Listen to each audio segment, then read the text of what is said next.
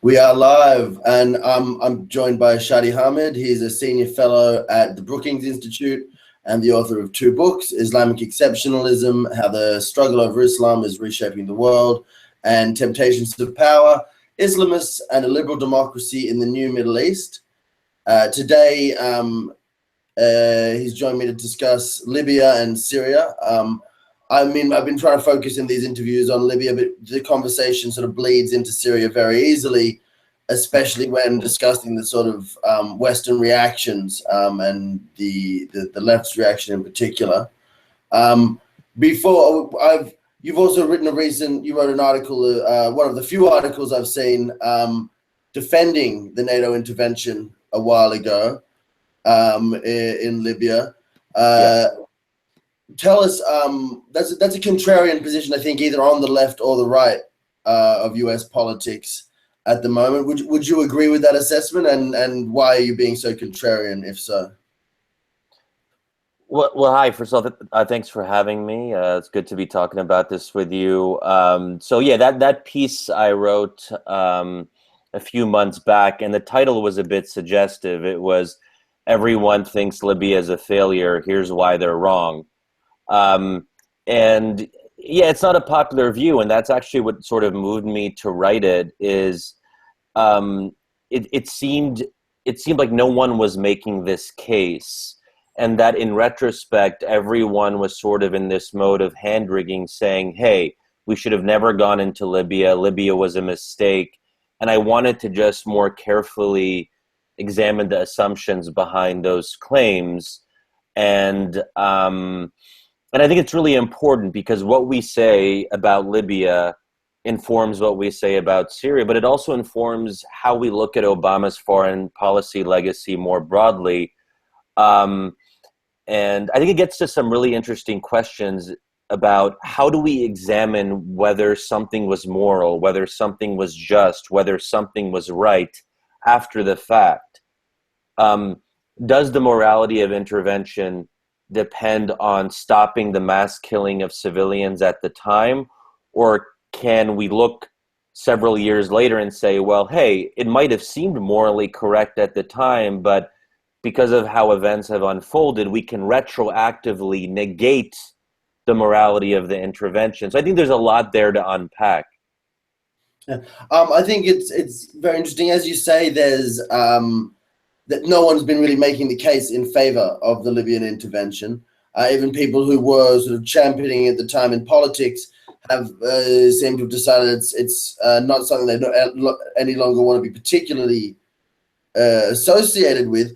Yet when I look for sort of the death toll in Syria, like there's Libya body count recently, I was actually surprised at how low it was. And I mean, you were talking about the need for to sort of look at this in terms of Obama's foreign policy record. For me, what's very interesting as well is about what it says about the role of the UN and the international community. At the moment, there's this assumption that everything that's done is led by the US, but to an extent, that's also what taints these kind of interventions. To what extent do you think the UN is capable or should be taking more of a lead role? And I mean, given that we're both now working on the assumption that the Libyan intervention was a success, I mean, how much of its failure is just its association with Iraq and with US foreign policy more broadly?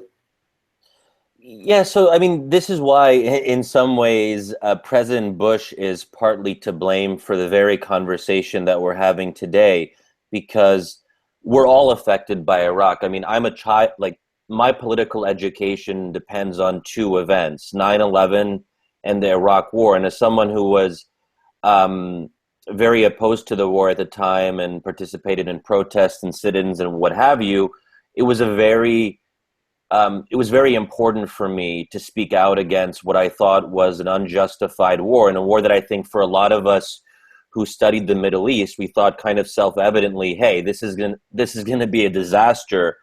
But I guess like a lot of my colleagues, a lot of people in my generation Iraq has had a lasting impact on them in a way that it hasn't really had on me. I mean, the lesson of Iraq wasn't that all interventions are bad. It was that bad interventions are bad.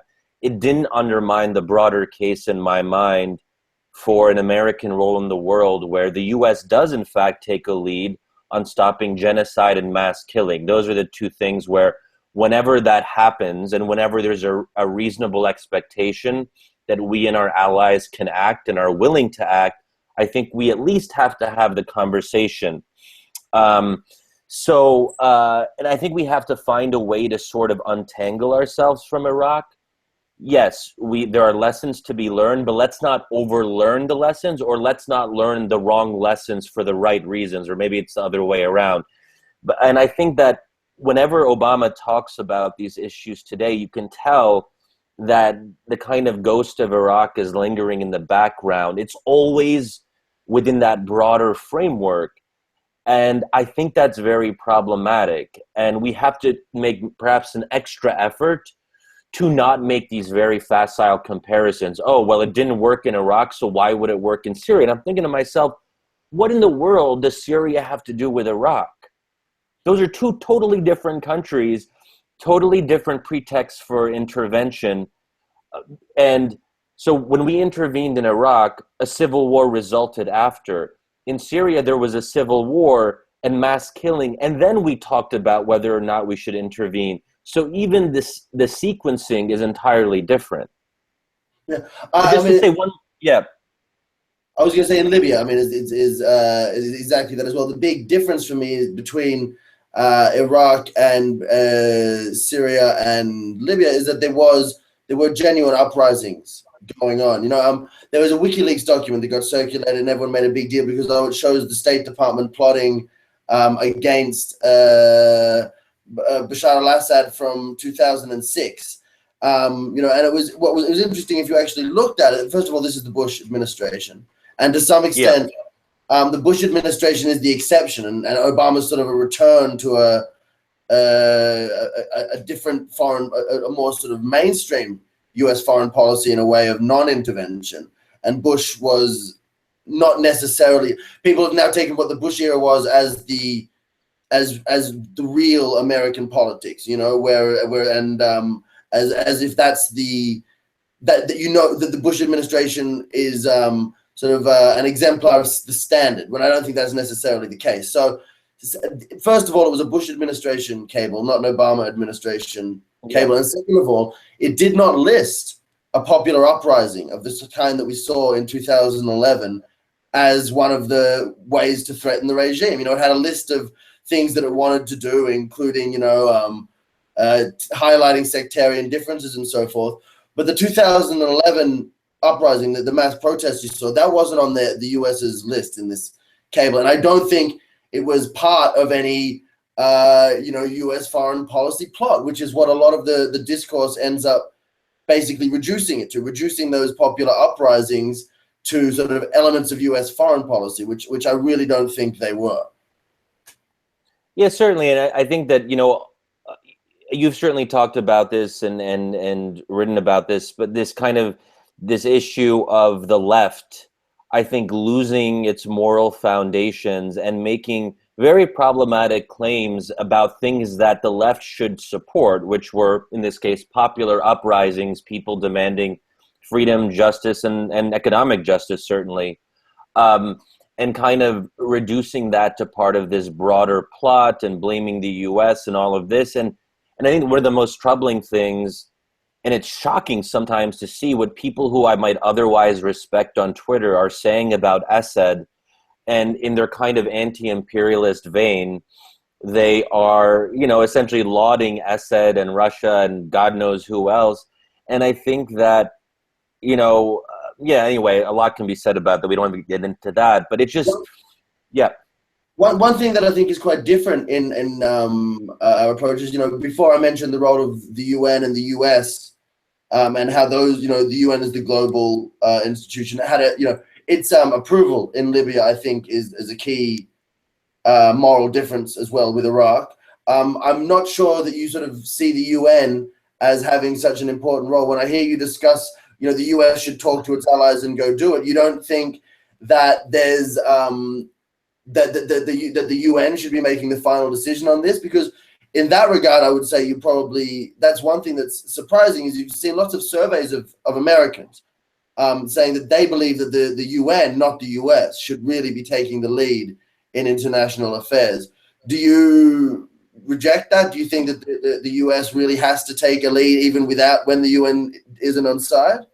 Okay, but so we have to problematize this statement, the UN should be taking the lead. The only way the UN can take the lead on anything is if the US takes the lead.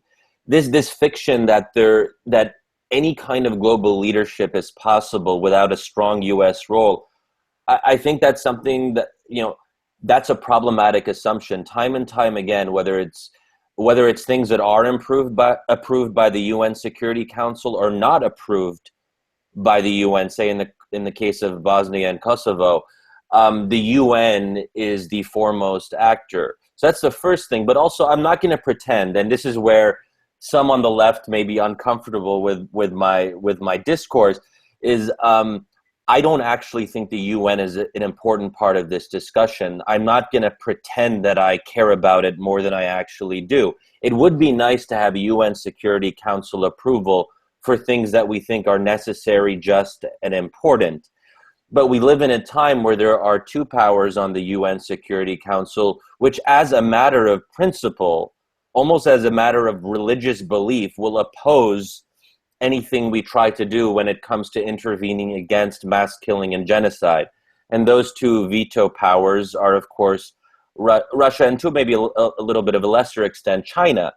So if we make that the standard that we cannot even think about intervening against Assad in any way without UN Security Council approval, and of course it's never going to happen. So you're already essentially prejudging, you're leading to a conclusion inevitably if you make that a requirement, right? So I think that we have to make a careful distinction between what is legal internationally and what is legitimate internationally. Something can be legitimate without having UN Security Council approval if there is a generally broad consensus. So and I think the case of Kosovo, for example, is a good example of that. I don't think a lot of people are saying, hey, because Russia opposed that, that was illegal, unjust, it was a bad war, we should have never done that. No, I think in retrospect, most reasonable people think that, hey, there was a legitimate basis for doing this. So I think that until we have UN reform, until we address the problem of the Russian veto, I don't think this should be a precondition for intervening against mass killing and genocide. Look, I was, as you sort of predicted, deeply uncomfortable with a lot of what you said. Because look, I was probably planning on doing a different interview where we would just sort of go around and bash all the silly things that people on the left are saying about Syria and Libya, but we've actually now got to the interesting, difficult part, which is, okay, so if the UN does, if at the end of the day, might sort of equals right in your analysis, and that's what's sort of terrifying to a lot of people. And you're saying, okay, it's impossible to do any of these things without US leadership. Sure, that's the case today. But, when you mentioned at the end UN reform, that's where I see the possibility of, of more agreement. Because, I see a very bleak picture in Syria. I think we were kind of very lucky in Libya that there was there was a UN approval. Some people say then that was exceeded. That the vague terms of the terms of the UN's, the security of the UN authorization were exceeded. I don't really want to get into that debate, but I think that was quite lucky that we got the right result in both ways then. But if the US acts isn't bound by the UN, then neither is Russia, and you get this sort of cycle of aggression, classic game theory stuff. So but the other thing is there is one thing that the left would agree with you about is Security Council resolution, but they would want it so the US couldn't, and you would probably agree with this, I believe, so that the US can't veto resolutions against Israel, for example. There's both sides of the geopolitical fence could right, yeah. veto power. So that's a point on which it's not such a US centric point of view, I guess. Okay. So here's what I'd say, because I think this is really interesting and important. So first of all, I don't think that I would say my position is might equals right. I would say it's more the reverse, right equals might. Once we have a kind of moral framework and we adjudicate based on that moral framework and we decide what we prioritize, what's important to us, as maybe not a global community, because clearly Russia is not going to be part of what I consider to be that community of adjudication. But once there's a general consensus that, hey, there's a genocide going on here, or hey, 400,000 people have been killed, once there's enough consensus, then we can have a debate about what is the threshold for minimal consensus, and that's also a complicated discussion. But once we kind of get to that point, then we can talk about the military options, then we can talk about might. But for me, my starting point is really about a moral question and a moral starting point, where I think with Obama, it's often, well, yes, sorry, yeah. When you say we, who's we? Who's included in this consensus? I mean, you sort of excluded I think you excluded the Russians at the beginning as not being part of the consensus forming community. I mean, is the consensus forming community the people with the military power to pull it off? Is that the group, or who's coming to a consensus here? It sounds like you're putting the US's internal political machinations possibly sort of above those of what flawed international institutions we have. And isn't that a sort of dangerous route to go? Yeah, well, okay. So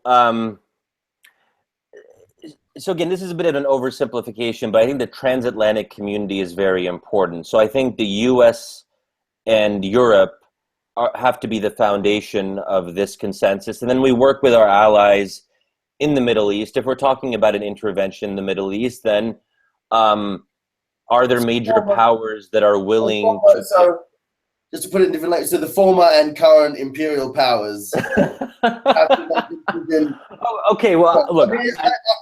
that's just an accurate description of what you're saying. I'm not trying to put you on the back foot here. Is that okay, not accurate? But I was also going to mention countries like, so our allies in the region, you know, like, so Turkey, Saudi, Turkey, Morocco, Jordan, Saudi Arabia, whatever it might be. Again, and this is where I think there's another point here. Look, I'm not, the U.S. has done some terrible things in its history. We have a really tragic history of intervention in a number of different regions, certainly the Middle East, but of course, Latin America. We don't talk about that as much anymore because Latin America seems relatively peaceful, but there is this history that we have to engage with, and we have to look inward, and we also, I think, in a way, have to atone for our sins in one way or another. So I'm not going to disagree with you from a perspective on the left of this imperial legacy. What I will say, though, is that this fetishization of allies and consensus is something that should be questioned. We always talk about, oh, our allies in the Middle East have to take more responsibility for the region. Yes, they have to be consulted. They have to be part of this consensus. But, you know, if I had to choose between Saudi Arabia taking the lead on Middle East issues or the US, to me, there is no question, either practically or morally, as bad as the US is and has been historically, we are still usually better than whatever available alternative there is. So what, you know, so Saudi Arabia, Egypt, Turkey when it comes to fighting ISIS. I mean, all of these allies. The only point I'd make of that question in terms of a more these allies in the region, they're also, you know, brutal dictatorships. Yemen, Saudi Arabia is doing terrible things in Yemen, not necessarily on the scale of the Assad government in Syria, but, you know, really atrocious, you know, things are happening in Yemen by our allies, Saudi Arabia. And while our allies, who we're talking about partnering with, are doing terrible things, and including funding groups that do nasty stuff in Syria. This is going to be the critique that's now being taken up, not just on the left but also on the right. There has been an interesting merging of sort of left and right wing opinion on the Middle East to this general non-interventionist, stay away, they're better off with dictators consensus. I think you and I both object to the dictatorships that are supported by the US and those that are sort of supported by Russia. But I mean, and when you say there's no better actor, isn't that kind of a problem that the US is going to perpetuate if it keeps undermining the UN and if the UN isn't thrust forward? Which I'm going to take this right back to the formation of the UN at around at the end of the Second World War. The position of some figures on the left was for much stronger and in sometimes militarized United Nations, like sort of Henry Wallace, the US Vice President to Roosevelt, George Orwell, both wrote about sort of setting up, the UN with especially the air power to sort of play the decisive role in these decisions. And I mean, isn't in the medium term or long term something like that better than the US sort of stomping around the globe, figuring out what's best for everybody?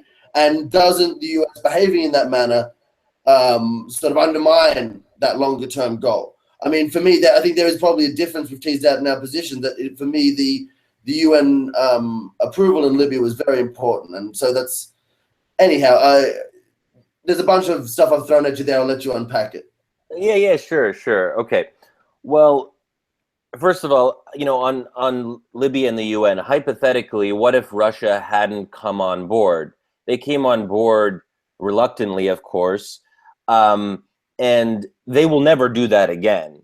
So here's my question. So can it really be that the Libya intervention in March 2011 was just because Russia decided they were going to reluctantly support it, but then in a hypothetical kind of counter-parallel history, let's say all the exact facts were the same, but the one difference was that Russia at the last moment did not agree to come on board. Would that have any qualitative difference? Putin woke up with a headache that day, changed his mind. That's the alternative universe we're dealing. No, but does it make a qualitative moral difference if that one fact was altered and everything else was held constant? I think that's a relevant moral question. I think it is, but since we're taking this philosophical approach, I love it. But let's apply it to a jury. If one day one juror made a different decision and decided this person isn't guilty and they don't deserve the chair, does it make a difference if that person, was the execution valid with a hung jury? I think that would be something you'd object to because you accept that fundamentally the structures of U.S. law, or if it was happening in the United States, that fundamentally, are valuable, and even if they're wrong in some case, having this system that endures throughout time and provides a basic minimum of procedure is important. So, I mean, the UN Security Council, I have huge objections to it, but isn't it better that there is some? I would obviously prefer a General Assembly vote to have this power and for the UN Security Council to lose its veto. But in the absence of that, is it good to just start ignoring Russia's veto or China's veto and basically saying, no, only the US veto is real? A couple of things there. So, okay, first of all, U.S. law is sovereign, and no one doubts the sovereignty and the legitimacy of U.S. law. That said, I mean, from a moral perspective, I'm against it. I can already hear my lefty friends questioning that and pointing the Dakota Pipeline protests by indigenous groups and stuff, and saying that there would be people who question the legitimacy of. Fair enough. Okay, but what threshold does that become? There's another consensus threshold there that you've got to figure out. At what point does a minority, or at what point does it become sovereign and respected?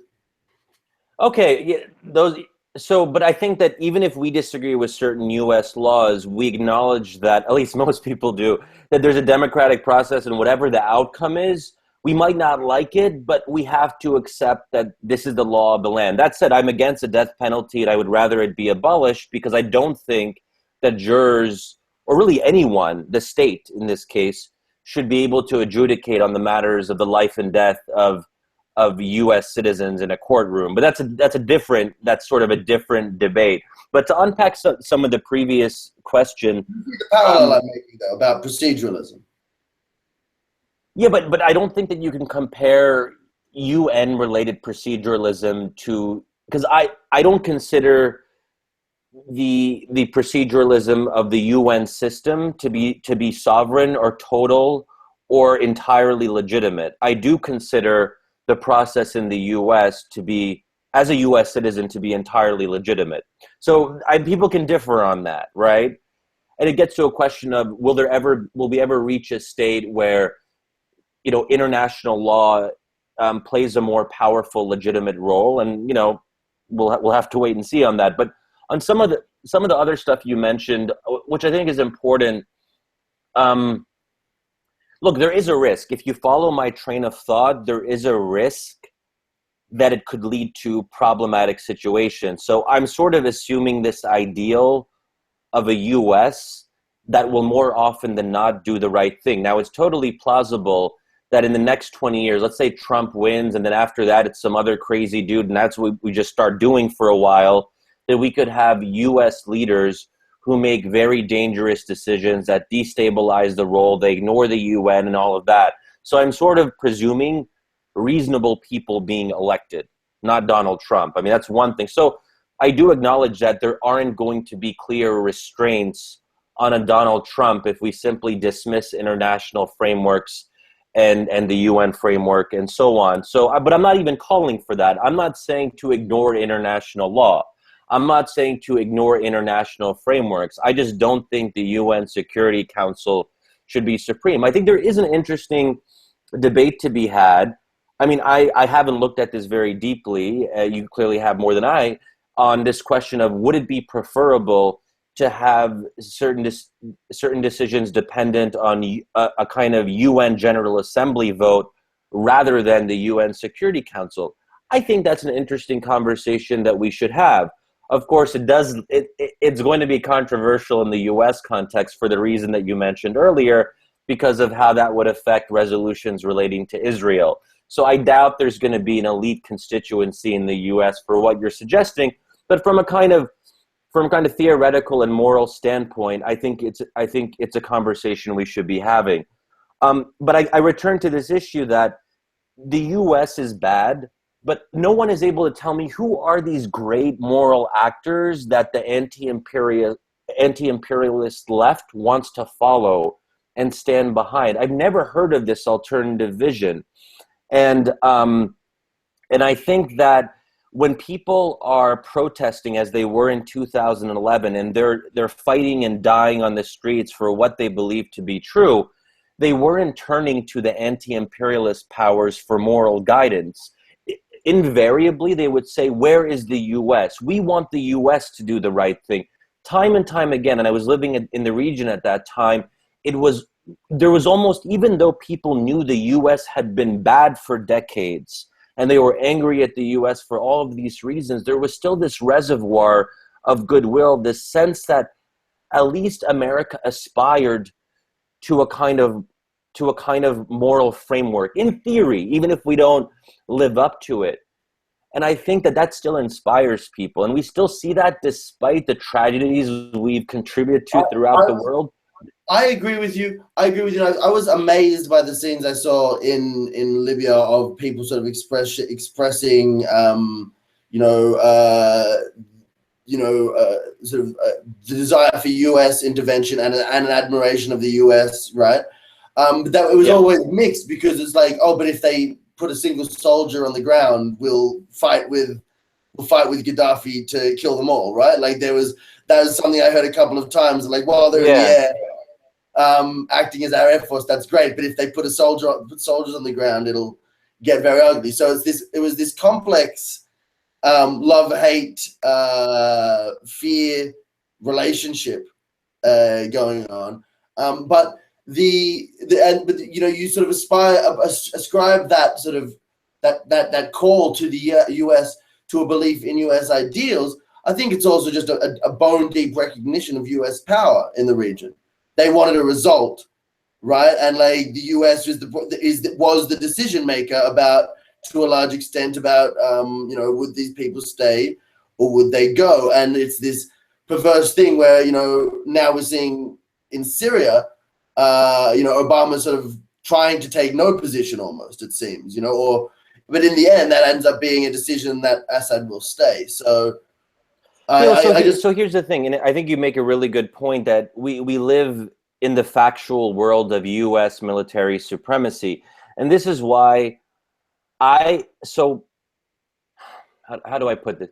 So this is why I don't think there can really be neutral. We can never be neutral as Americans in what we do abroad. So certainly we're not neutral when we act aggressively. Fiction that we can be neutral if we do no harm and if we stay back, that inaction somehow doesn't have any intrinsic moral value.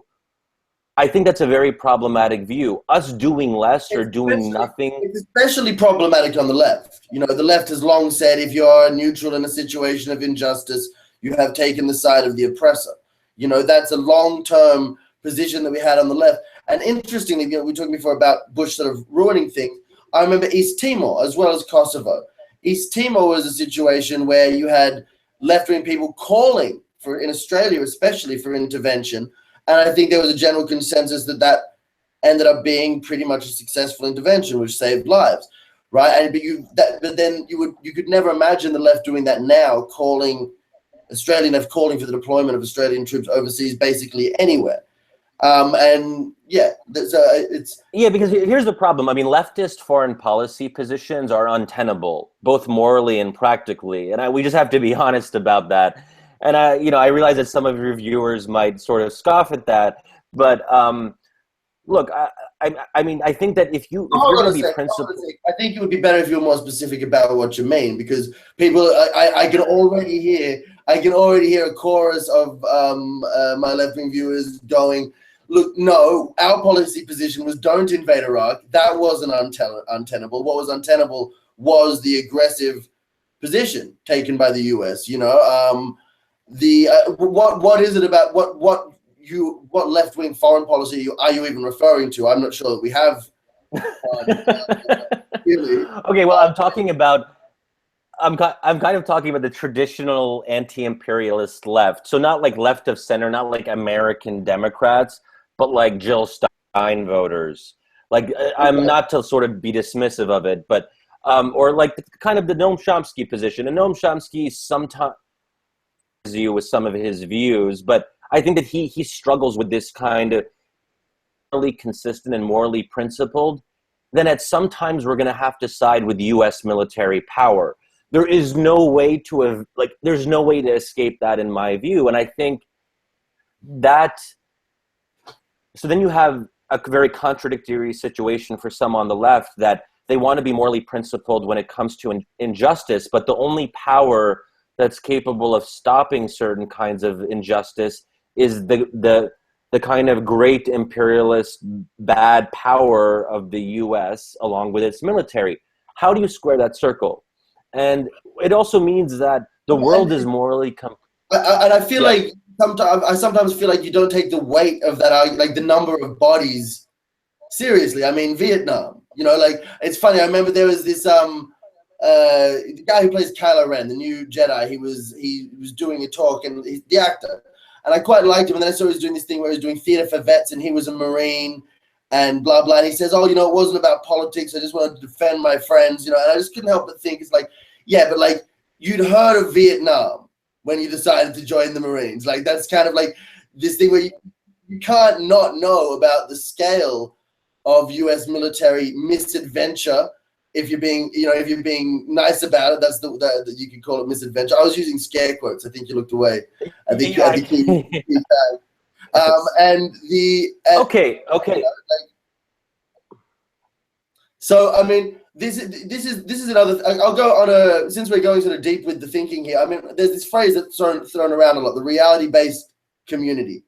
You hear it, and it's like, I think it's really problematic for two reasons. One, because the left uses it now about Syria and Libya. The left now in Syria and Libya aren't reality-based. They don't really want to talk about the details a lot of the time about like timelines or specifics. So because it doesn't favor their non-interventionist ideological position. And secondly, the problem with that is that the left hasn't been reality-based historically. The left has been the great protagonist of history that said, let's imagine something bigger and better.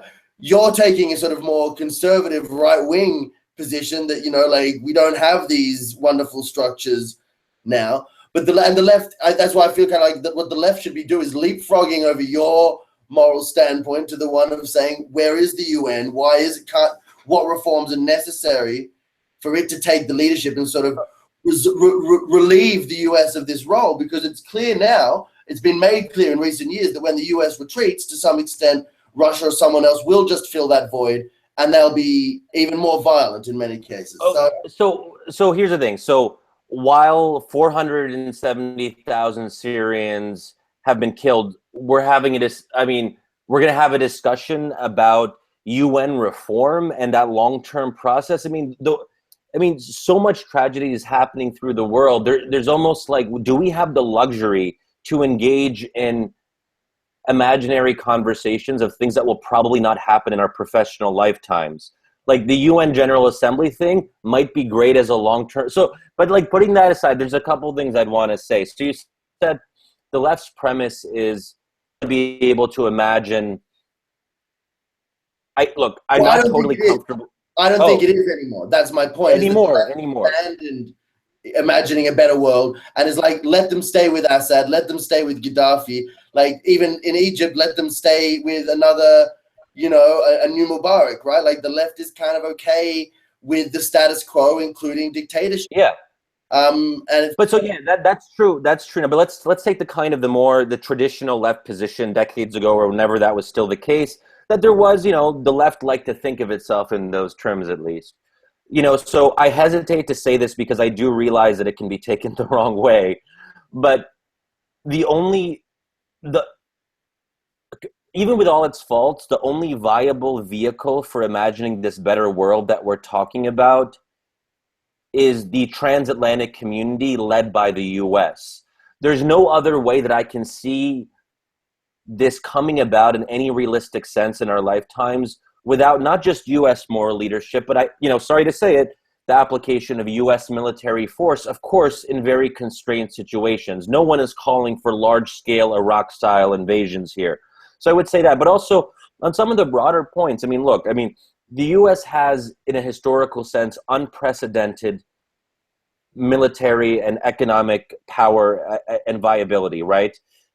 Or maybe we can disagree with economic viability, but still, historically, the US is in a very singular position. You would think that with all this accumulation of power, that the US would actually be more brutal, more immoral than it's actually been. If we look at empires past, the level of pretty striking. So we're still immoral. We do bad things abroad.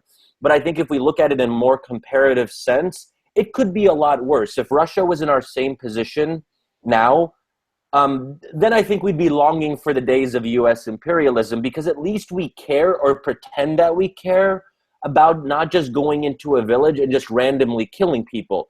Sometimes we're implicated in massacres, but at least we know that we're not supposed to commit massacres abroad, at least now, right? And I know that this might all sound... This is very, very murky territory, and it's going to invite people just... so many awful things that the US... But what's interesting is especially US-backed regimes have done, which is a conversation I was having. I don't know if you know Charles Davis. He tweets about a fair bit as well. Him and I were speaking earlier today, my time, probably yesterday, your time, about this. And the essential problem is that the great evil of US imperialism in the long term hasn't been regime change. The great evil of the US imperialism has been regime sustenance, whether that's the regime in Egypt or in Central America, the countless military dictatorships in Central and South America that it backed, which have done, unspeakable things. Saudi Arabia, all of these dictatorships that the US backed. And doesn't that sort of amoral position there then undermine it, if undermine its capacity to really sort of act in a moral way against dictatorships like Assad or Gaddafi? Yeah, so look, I mean, so this is why, well, first of all, I mean, the US is a democracy. I would like to think that whether it's elites, which is a bad word now, or ordinary American voters, that we hold our leaders accountable according to some moral standard. And I would like to think that we can all, as American citizens, be vigilant. And as you know, Austin, like I've been incredibly outspoken about US support for autocratic regimes. I mean, that's been something that has been a major preoccupation of mine, whether it's our support for the Sisi dictatorship, Saudi Arabia, whatever it happens to be.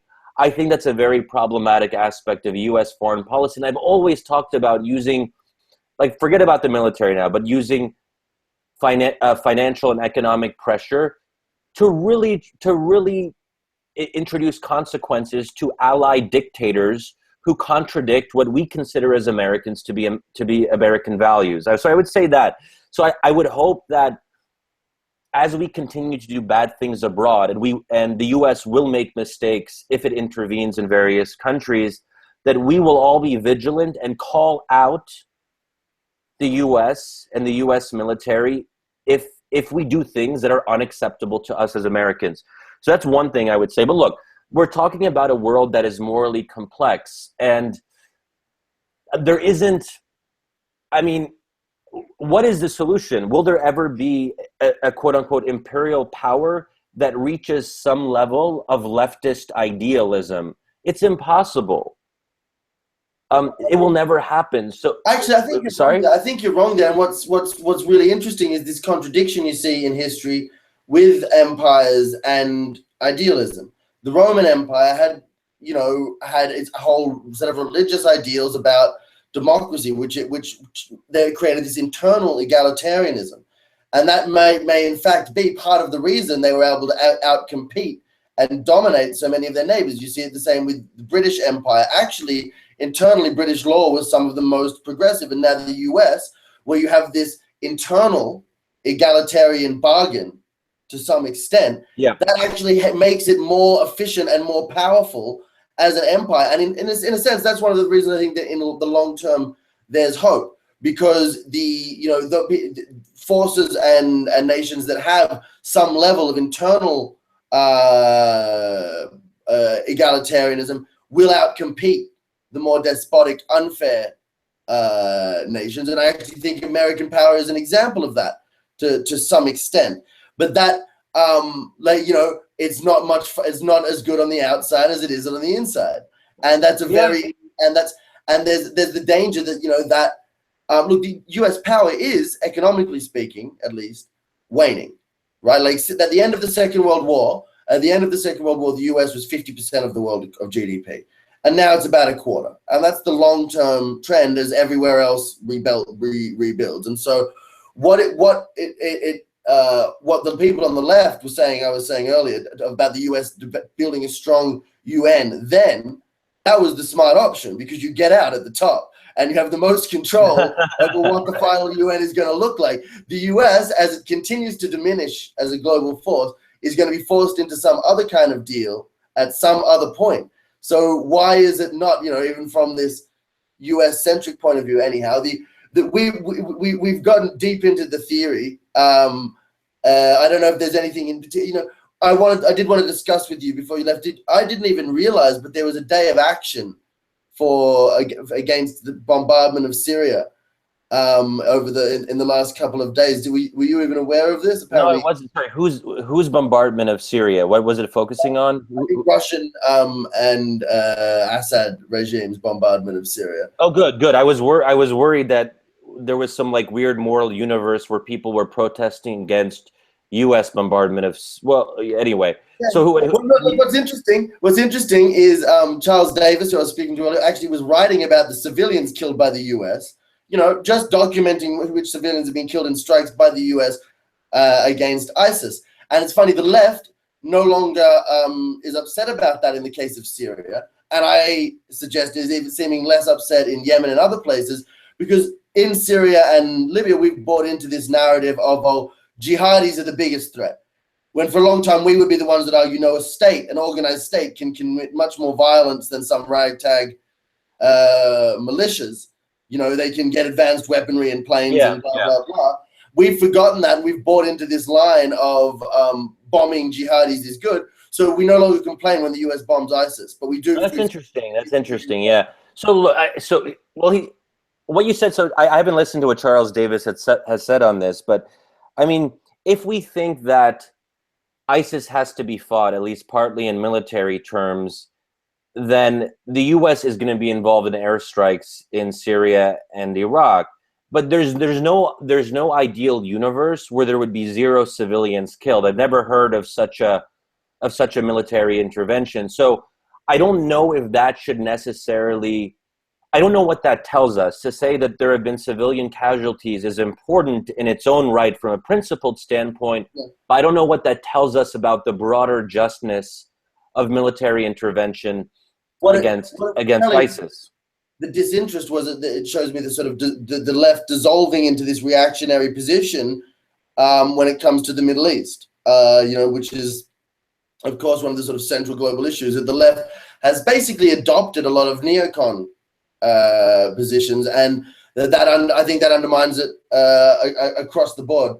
Okay, I don't want to say something nice about neocons, but I think you're actually making neocons look even worse than they actually are in that sense. I mean, neocons, at least in some, they were at least supposed to care about human rights and democracy in the Middle East, and some of them still do. I mean, so I don't think this idea of indulging endlessly in dictatorships is really a kind of fundamental neocon position. I guess not. I guess it's even more establishment than that. It's deeper in the U.S. foreign policy DNA. It doesn't even have a school of thought attached to it. It's just the way things have been done for such a long time in so many places. Yeah. So just one thing I wanted to say on that. So this is where I think the kind of idea or principle, if you will, of do no harm can be very harmful. And we see a number of ways in which neutrality or silence is very much complicity. You can't escape that basic, I think, conclusion. And this is why so I've had an endless number of iterations of this particular conversation on Twitter. I'll talk about the necessity of military intervention against Assad in Syria, and people will say essentially some version of, it's complicated. And I think to myself, when has it ever not been complicated? Were people wringing their hands during Rwanda and saying, hey, we want to stop a mass genocide of close to 1 million people, but it's complicated because we don't know the relationship between the Hutus and the Tutsis and which armed group is here or there or whatever.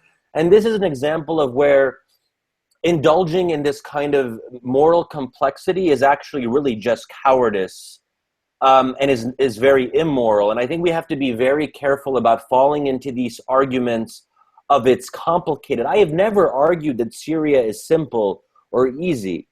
And I think that this is why the starting point of any conversation should be what is our moral framework? So it shouldn't be a technocratic conversation about is it prudent or practical, which I think is how Obama starts pretty much any conversation. And whenever you start with prudence, you inevitably end up with a lot of hand-wringing, because prudence is a very kind of, anyway, don't get me started on that. But we have to talk about when we see someone being shot at in the street, we don't wring our hands and say, should we call the police? We don't say, well, we don't know which party, what was the exact nature of... Honestly, perhaps in some communities, they do wonder if they should call the police because because you call the police and you might end up getting shot yourself, or you've seen stories about that on TV. That's a good. Okay, well, you got me there. Okay, you walked straight into that one. Especially, we're laughing because we're enjoying the back and forth, but I think we should take a moment to say we both take the issue very seriously, if we're joking about it, it's also out of a sense of frustration, because this is a great sort of nuanced conversation, and it's really hard to have. I mean, it reminds me a lot of the time I used to get constantly called of being a Hezbollah apologist when I was writing about Lebanon, just because everybody just wanted to say, oh, they're the Taliban in Lebanon and they're bad and that's it. Because people didn't care about the details, you end up sounding like an apologist. And now I find myself in that same position a lot of the time with U.S. foreign policy, or with the Syrian revolution, being accused of being an apologist because you actually care about the details. So for me, it's interesting point of view, because complexity is something the left doesn't want to hear about in Syria. They want to see it as a simple case of Iraq, the franchise, and that's how they view Libya as well. And I think what I really wanted to do in this interview is really tease out the differences. I think me and you have ended up sort of assuming that we both know what they are, having seen each other's tweets. So everyone just see our previous conversations on Twitter, and you'll get that interview that we promised you. Unless there's, but just in terms of our sort of levity, it's nice to have a break from the frustration of having sort of hitting your head against a wall of dogmatism on this topic.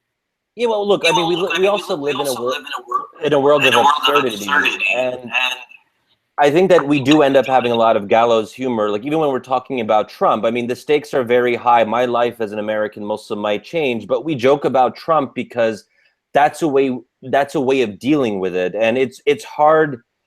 I mean, for those of us who work on these issues, it's morally and personally exhausting. I mean, it's hard for me to write about Syria, and I have to think twice about writing longer pieces on it because it drains me spiritually, morally, and personally. Because, I mean, there was a time that I believed in Obama. Sorry? Yes. And financially, because no one cares and no one will publish it if it's a thoughtful piece on Syria.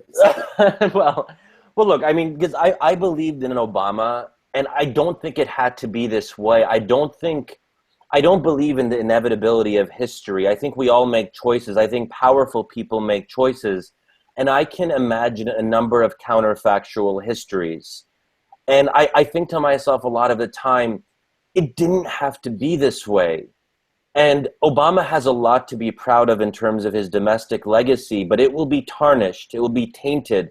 In fact, there will be a bloody stain on it because of what he did or did not do on Syria. And I think there's a real tragedy there that Obama will not be what he could have been. And it's, I've also been conscious, I attack Obama a lot, and I know it bothers people on Twitter that I take this, and part of it is out of this sense of frustration that I think he's a good man. I think he has strong principles. I think he's very smart. I think he's brilliant. And that's a tragedy of it. I don't think a lot of us thought to ourselves, well, George W. Bush, he's a really great guy. But I think Obama does, I sense a moral core there, or at least a desire to be better. And that's what makes this so tragic to watch, I guess. And it's funny, so before I actually came on camera with you, so I'm home now with my family in Pennsylvania, and my mom told me, Shadi, you attack Obama a lot, like maybe just give him a little bit of a break. You see his hair, he has a lot of gray hair. So just take it easy on him. So I am aware that a lot of people feel this kind of sympathy and sensitivity towards Obama because we see him as a fundamentally good person, but I think that only makes it more incumbent upon us on the left or Democrats or whatever to hold them to the same standard that we would hold Bush to if Bush had done some of the same things. Or a higher standard. Yeah, look, I will gloat a little bit and say that I wasn't ever sold fully on Obama. When he came in, I thought, yeah, what I wrote about him in the first years of his presidency, first year or two, maybe in the first 100 days, I think I wrote this, was that he's the best president the U.S. system is capable of producing. And that he's as good as it's going to get in the U.S. given the U.S. system. I think to an extent that's still true because basically on the range of what's possible. He just sort of got one right at one end of it. But at the same time, I think that system and the climate in which that system operates is changing, and that there's actually a breakdown of we're entering a period where, you know, there's been a lot of consensus about policy for a long time, about economic policy and foreign policy in the US and sort of around the developed world. And I think that period's finally breaking down, and it's one where you can actually start asking these bigger questions, even if they end up informing less grandiose decisions than, you know, laying out the final blueprint for a utopian world order, but having an idea what that utopian world order would look like. And so you say you consider these counterfactual histories. Well, go back and have a look at the period around the formation of the UN, look at the alternative ideas that were put forward, then consider that counterfactual and see how that influences you know, your view of US foreign policy. Because to me, that's the great counterfactual. I recommend George Monbiot's book, The Age of Consent. It's about UN reform, and it looks at this period around Bretton Woods in great detail. Mostly about the economic stuff, actually. But, you know, it shows that this was a live debate. And, you know, when you say, in what world is all this possible? Well, I think, you know, there is this systematic problem that any Security Council member can block. Well, you know, in what world is a big change like this possible? Well, I think it's this world, but not in a good way, in the sense that because any Security Council member can block the UN from acting against one of its clients, there's going to be, you know, no clear and obvious solution in Syria. There is no sort of right choice, because there is the real danger that if the US acts too aggressively, there'll be US retaliation, then we'll get World War III, and then we'll have a nice blank slate if we're not, you know, living in fallout shelters to actually set up a new world order. Like if the other alternative is that we have to discuss these big ideas because we head into a period of great conflict, like the other world wars, and then that's when the kind of change becomes possible. But surely it would be nice to skip that. Well, I think you bring up a really good point when you say there is no solution or even anything resembling a good option on Syria now, 5 years into the conflict, which I think tells us something else about history. Once history happens, it can't be undone, and there's a kind of path dependence. So the fact that we lived through these past 5 years will shape the contours of the rest of our lives in a way that is irreversible. So, I mean, history in that sense is a very heavy thing.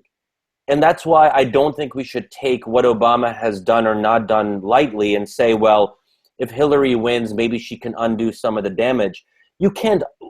History has already happened in Syria. So that's one thing.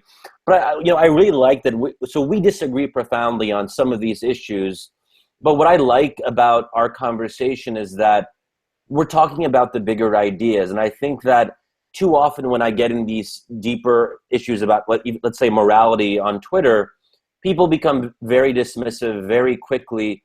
But I think that even if we disagree profoundly on moral questions, we have to talk about it in a respectful way. And hey, we're not going to agree. And I also think this presumption that people are almost offended at you on Twitter if they disagree with whatever I'm like, I didn't write this for you. I didn't write this for you to agree with it. I wrote it because it's what I believe to be true.